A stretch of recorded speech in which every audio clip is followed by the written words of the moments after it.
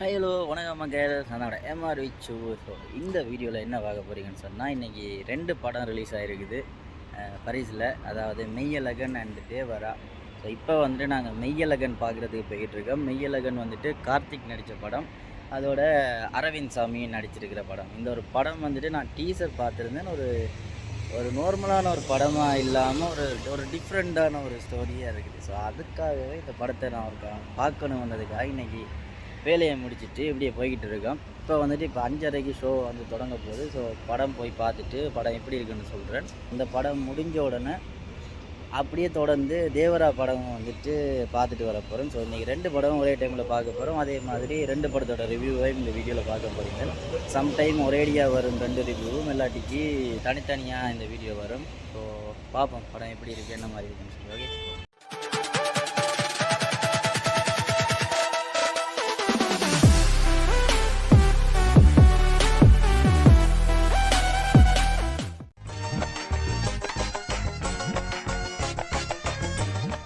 கைவிலோ வணக்கம் மகள், நான் எம்ஆர் விச்சு. ஸோ இந்த வீடியோவில் என்ன பார்க்க போகிறீங்கன்னு சொன்னால், இன்றைக்கி 2 படத்தோட ரிவ்யூ பார்க்க போகிறோம். ஸோ ஒரு வீடியோ தனியாகவும் இன்னொரு வீடியோ தனியாகவும் வரப்போகுது.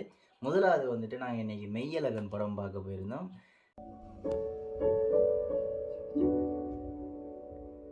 மெய்யழகன் வந்துட்டு கார்த்திக் நடித்த படம். என்ன கண்டுபிடிக்க முடியலடா? கார்த்திக் அண்ட் அரவிந்த் சாமி. ஸோ நான் ஒரு நாள் ஊருக்கு போகிறேன். 2 பேரும் வந்துட்டு ஒரு டிஃப்ரெண்ட்டான ஒரு கேரக்டரில் ஒரு டிஃப்ரெண்ட்டான ஒரு ஸ்டோரியில் நடித்த ஒரு படம் தான் இந்த மெய்யழகன். சாப்பிட்றக்கு என்னன்னு சொல்லிட்டீங்கன்னா டக்கு ரெடி பண்ணிடுவா. காஃபி டீ மாதிரி போட சொல்லட்டுமா? ஸோ இந்த மெய்யழகனுக்கான ஒரு பேருக்கான ஒரு ரீசன் வந்துட்டு படத்தோட ஸ்டோரி ஃபுல்லாகவே அதை காமிச்சிருக்காங்க ரொம்ப அழகாக. சௌக்கியமா இருக்கீங்களா? சௌக்கியத்துக்கு என்ன, ஊர் இருக்கு, நீர் இருக்கு, நிலம் இருக்கு. ஸோ நம்மளோட ரிவ்யூ வந்துட்டு நீங்கள் படத்தை பார்க்கலாமா பார்க்கக்கூடாதுன்ற மாதிரி தான் இருக்கும். படத்தோட ஸ்டோரின்னு சொல்லி பார்த்தீங்கன்னா, அரவிந்த் சாமி வந்துட்டு ஏதோ ஒரு ரீசனுக்காக அவங்களோட ஃபேமிலியோட வந்துட்டு தன்னோட ஊரை விட்டு வேற ஒரு இடத்துக்கு வந்துட்டு அவர் போகிறார் ஃபேமிலியோட. ஸோ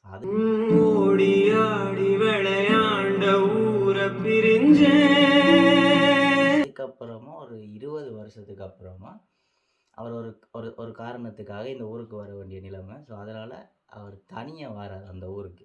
அவர் அந்த ஊருக்கு வரும்போது அந்த ஊரில் வந்துட்டு அவங்களோட சொந்த பந்தங்கள் காட்டுற அந்த பாசம், அவங்க அந்த தெரியும் தானே, ஒரு ஊருன்னு சொன்னால் ஒரு கிராமத்தில் வந்துட்டு நிறைய சொந்தம் இருக்கும். அவங்க வந்துட்டு நமக்கு யாருன்னே தெரியாது அவங்கள, பட் அவங்களுக்கு நம்மளை தெரிஞ்சிருக்கும். ஸோ வந்து கதைப்பாங்க, வந்து தம்பி எப்படி இருக்கேன்னு தெரியுதா, அப்படி இப்படின்னு சொல்லி ரொம்ப அன்பாக ரொம்ப பாசம் காட்டுற மாதிரி ரொம்ப இதாக பேசுவாங்க. ஸோ அந்த ஒரு இதை வந்துட்டு இதில் வடிவாக காட்டியிருக்கிறாங்க இந்த படத்தில். ஸோ இவர் அந்த ஊருக்கு போகும்போது அவரை சுற்றி வந்துட்டு எல்லாருமே வந்து பேசுகிறதாட்டுக்கும். ஸோ இவருக்கு யாருன்னு தெரியாது அவங்கள, பட் அவங்களுக்கு இவர் யாருன்னு தெரிஞ்சிருக்கும். தெரியுதா இல்லையா?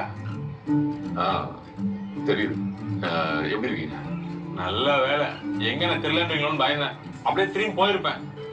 அந்த விஷயங்கள்லாம் ரொம்ப அழகாக காட்டியிருக்காங்க. அதே மாதிரி அரவிந்த் சாமி அண்ட் கார்த்திக்கோட அந்த காம்பினேஷன், அந்த அந்த கேரக்டர் இருக்குல்ல, கார்த்திக்கை வந்துட்டு அரவிந்த் சாமி அத்தான் அத்தான் அத்தான் அத்தான் வார்த்தைக்கு 100 வாட்டி அத்தான் சொல்லிகிட்டே இருப்பா. அப்படி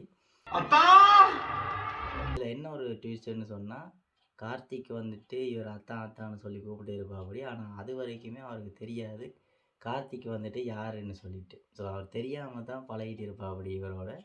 அந்த ஒரு நாளுக்குள்ள அவங்களோட அந்த ஸ்டோரியை காட்டி முடிக்கிறாங்க. எனக்கு நீ யாருன்னு தெரியாது, உன் பேர் என்னன்னு தெரியாது. சாங்ஸ் வந்துட்டு அவ்வளோ ஒன்று சொல்லிட்டு இல்லை, ஒரு சிச்சுவேஷன் சாங்ஸாகவே சில சாங்ஸில் பண்ணி முடிச்சிட்டாங்க.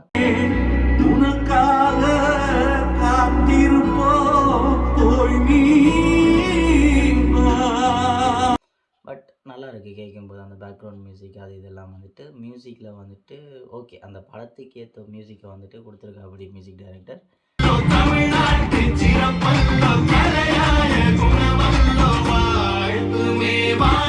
அதே மாதிரி ஸ்டோரி வைஸாக வேறு லெவல். இதில் குறிப்பிட்டு சொல்லணும்னு சொன்னால், அந்த அரவிந்த் சாமி வந்துட்டு ஒரு தங்கச்சியோட கல்யாண வீட்டுக்கு போவா அப்படி. ஸோ அதுக்காக தான் அவர் அந்த ஊர்லேருந்து இங்கே வரார் தன்னோட பழைய ஊருக்கு. ஸோ அந்த கல்யாண வீட்டில் அரவிந்த் சாமி ஒரு கிஃப்ட்டு வந்துட்டு தங்கச்சிக்கு பண்ணுவான் அப்படி. அந்த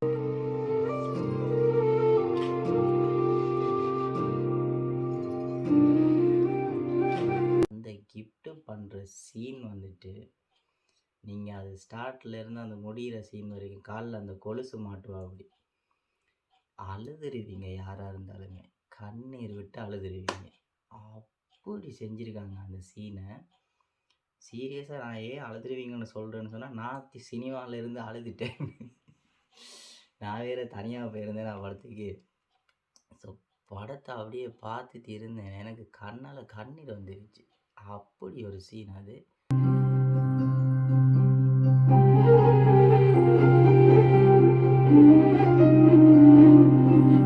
ஸோ செம்மையாக இருந்தது அந்த சீன்.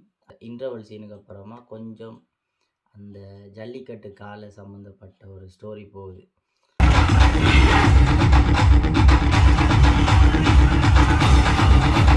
பட் அது வந்துட்டு இந்த படத்தில் கொஞ்சம் இருந்திருக்கலாம். பட் அதை ரொம்ப லோங்காக காட்டிட்டாங்க. கொஞ்சம் ஒரு ஒரு ஒரு கொஞ்சமாக காட்டி முடிச்சிருக்கலாம். சம்டைம் அந்த ஜல்லிக்கட்டோட முக்கியத்தை காட்டணுன்றதுக்காக அந்த சீனை அவ்வளோவுக்கு லோங்காக வச்சாங்களா தெரியல. ஸோ அது கொஞ்சம் ஒரு என்னடா ஒரு இதாக போகுது, ஸ்லோவாக போகுது கதைன்ன மாதிரி இருந்தது. அதுக்கப்புறமா கொஞ்சம் மூவ் ஆச்சு. ஓகே, கார்த்திக் வந்துட்டு தன்னோட பழங்காலத்து கதையில் சொல்கிறதாட்டுக்கும் அப்படி தான் அந்த இன்டர்வலுக்கு பிறகு போகுது அந்த ஸ்டோரி. கார்த்திக் வந்துட்டு அரவிந்த் சாமிக்கு ஸ்டோரி சொல்கிறா அப்படி அந்த டைமில் இப்படி இருந்தது அப்படி இந்த மாதிரி அவ்வளோதான் கதை. ஒரு ஒரு ஒரு மெயினாக சொல்லணும்னு சொன்னால் ஒரு ஃபேமிலியாக சொந்தங்கள் பந்தங்கள் என்ற ஒரு பாசத்தை வந்துட்டு காட்டக்கூடிய ஒரு படம். சொத்து தான் கை விட்டு போயிருக்கு. நீங்களாம் கூட வந்துட்டீங்களா முடியா? ஸோ அதை மாதிரி எல்லாருமே பார்க்கக்கூடிய ஒரு படம். ஸோ மறந்துடாமல் இந்த படத்தை போய் பாருங்கள். ரொம்ப நல்ல ஒரு கதை, மிஸ் பண்ணிடாதீங்க. தியேட்டரில் இப்போது போய்கிட்டு இருக்கு. பரிசுலேயும் வந்துட்டு இப்போ நிறைய சினிமாஸில் போடுறாங்க. ஸோ எல்லோரும் மறக்காமல் போயிட்டு பாருங்கள். மெய்யழகன் மெய் சிலிர்க்க வச்சுட்டாங்க. அப்படி ஒரு பாசத்தை அள்ளி குமிச்சிட்டாங்கன்னு சொல்லலாம். இதுக்கு அடுத்ததாக தேவராவோட ரிவ்யூ வரும். ஸோ அந்த படம் பார்த்துட்டோம். மறக்காமல் சப்ஸ்கிரைப் பண்ணணுன்னு சொன்னால் சப்ஸ்கிரைப் பண்ணிவிட்டு பெல் ஐக்கானை தட்டி விட்டு போங்க. அப்போ தான் நான் இனிமேல் போடக்கூடிய வீடியோ உங்களுக்கு வந்து சேரும். அது வரைக்கும் உங்களிடம் வந்து பெற்றுக்கொள்வது உங்கள் MR Vichu. See you, bye bye, peace.